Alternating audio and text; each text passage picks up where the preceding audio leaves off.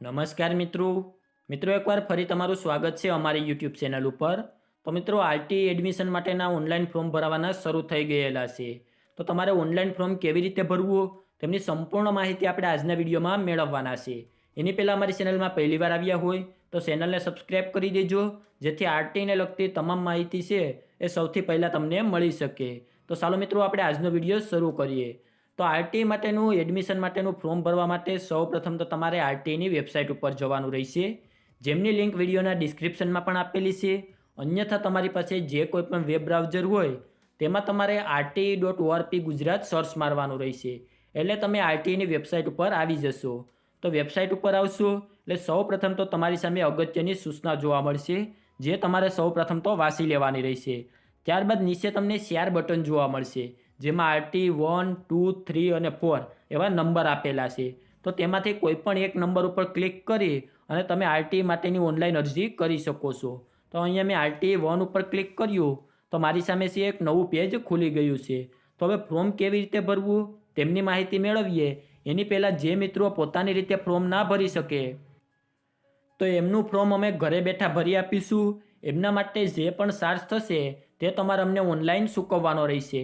તો સ્ક્રીન ઉપર તમે જે વોટ્સએપ નંબર જોઈ શકો છો તેમાં માત્ર તમારે વોટ્સએપમાં મેસેજ કરવાનો રહેશે, તો અમે ઘરે બેઠા તમારું ફોર્મ ભરી આપીશું અને એના માટે જે કોઈ પણ ચાર્જ થશે તે તમારે અમને ઓનલાઈન ચૂકવવાનો રહેશે।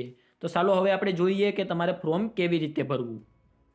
તો અહીંયા તમારી સામે જે નવું પેજ ખુલે છે તો ત્યાં તમને છે એ 2 ઓપ્શન જોવા મળશે કે એપ્લિકેશન નંબર શોધો અને એની બાજુમાં બીજો છે એપ્લિકેશન છે એ નવી એપ્લિકેશન કરવા માટેનું છે। તો તમારે નવી એપ્લિકેશન છે તેના ઉપર ક્લિક કરવાનું રહેશે। તેના ઉપર ક્લિક કરશો એટલે તમારી સામે એક નવું પેજ ખુલી જશે, જેમાં સૌપ્રથમ તો તમારે બાળકની માહિતી નાખવાની છે, જેમાં બાળકનું નામ, પિતા વાલીનું નામ, બાળકની અટક હોય તે, બાળકનો આધાર કાર્ડ નંબર, જન્મ તારીખ અને બાળકની લિંગ છે મેલ છે કે ફિમેલ એ તમારે અહીંયાથી સિલેક્ટ કરવાનું રહેશે। તે સિલેક્ટ કર્યા બાદ અહીંયા વાલી છે તેમાં તમે માતા પિતા છો અથવા બાળકના માતા પિતા ન હોય ને બીજા વાલી તરીકે છે એ આરટીમાં એડમિશન અપાવવા માગો છો તો તે તમારે અહીંયાથી સિલેક્ટ કરવાનું રહેશે। જો તમે માતા પિતા સિલેક્ટ કર્યું હોય તો સૌપ્રથમ તો તમારે માતાની માહિતી નાખવાની છે, જેમાં માતાનું પ્રથમ નામ, મિડલ નામ અને અટક છે તે તમારે અહીંયા એન્ટર કરવાનું રહેશે। ત્યારબાદ માતાનું આધાર કાર્ડ નંબર અને માતાની શૈક્ષણિક લાયકાત શું છે તે તમારે અહીંયાથી સિલેક્ટ કરવાની છે। 10 પાસ છે, 12 પાસ છે, ગ્રેજ્યુએશન, પોસ્ટ ગ્રેજ્યુએશન જે કોઈ પણ કરેલું હોય તે તમારે અહીંયાથી સિલેક્ટ કરવાનું રહેશે।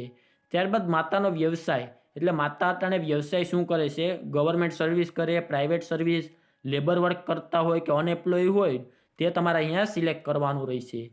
ત્યારબાદ પિતાની માહિતી, પિતાનું પ્રથમ નામ, મિડલ નામ અને અટક છે તે તમારે અહીંયા નાખવાની રહેશે।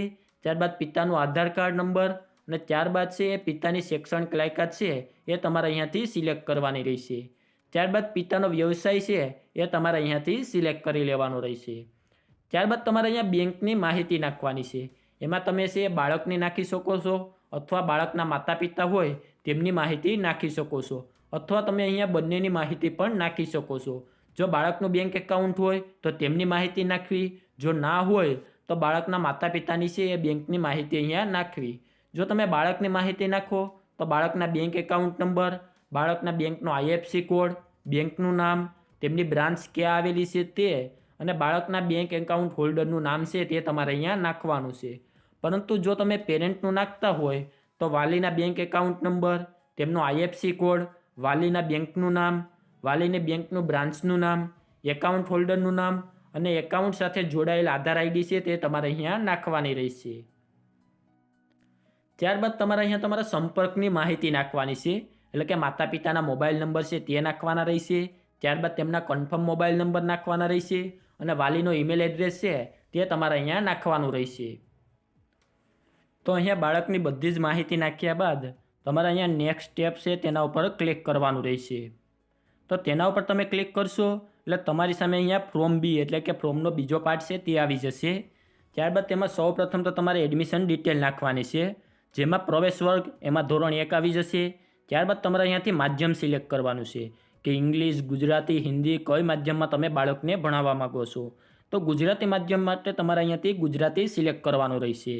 ત્યારબાદ કેટેગરી ઓફ એપ્લિકેશન એટલે કે તમે જે કેટેગરીમાં બાળકનું એડમિશન મેળવવા માગતા હોય તે તમારે અહીંયાથી સિલેક્ટ કરવાનું છે. જો સિંગલ ગર્લ હોય તો તે તમારે અહીંયાથી સિલેક્ટ કરવાનું છે. અનાથ બાળક હોય તો તે તમારે અહીંયાથી સિલેક્ટ કરવાનું છે. જો તમારું બાળક છે એ આંગણવાડીમાં સ્ટડી કરતું હોય તો તે તમારે અહીંયાથી સિલેક્ટ કરવાનું છે. એસીબીસી કે ઓબીસીમાં આવતું હોય તો તે તમારે અહીંયાથી સિલેક્ટ કરવાનું છે. અને જ્યારે પણ તમે એસીબીસી કે ઓબીસી સિલેક્ટ કરો ત્યારે વિસર્તી અને વિમુક્તિ જાતિમાં આવતું હોય તો યસ આપવાનું છે, અન્યથા નો આપવાનું રહેશે. ત્યારબાદ તમારે તમારા જિલ્લાની માહિતી અહીંયા નાખવાની છે, જેમાં પહેલાં ઉપર નોંધ આપેલી છે કે મહાનગરપાલિકાની હદમાં આવતા હોય તો મહાનગરપાલિકાનો જિલ્લો પસંદ કરવો, અને શહેરની હદમાં આવતા હોય એવા વિસ્તારો હોય તેમણે અર્બનની પસંદગી કરવી.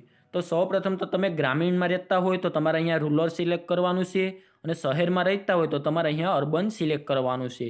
તો ગામ માટે અહીંયા તમારે રૂરલ સિલેક્ટ કરવાનું છે. ત્યારબાદ તમારે અહીંયાથી તમારો જે જિલ્લો હોય તે જિલ્લો તમારે અહીંયાથી સિલેક્ટ કરી લેવાનો છે.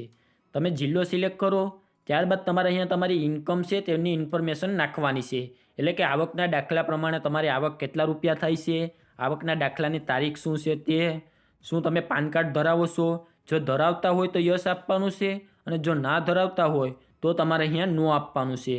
જો તમે અહીંયા ના આપો તો અપલોડ સેક્શનમાં નિયત નમૂનાનું સેલ્ફ ડિક્લેરેશન ફોર્મ ભરવાનું રહેશે, જે આપણી ટેલિગ્રામ ચેનલમાં આપેલી છે.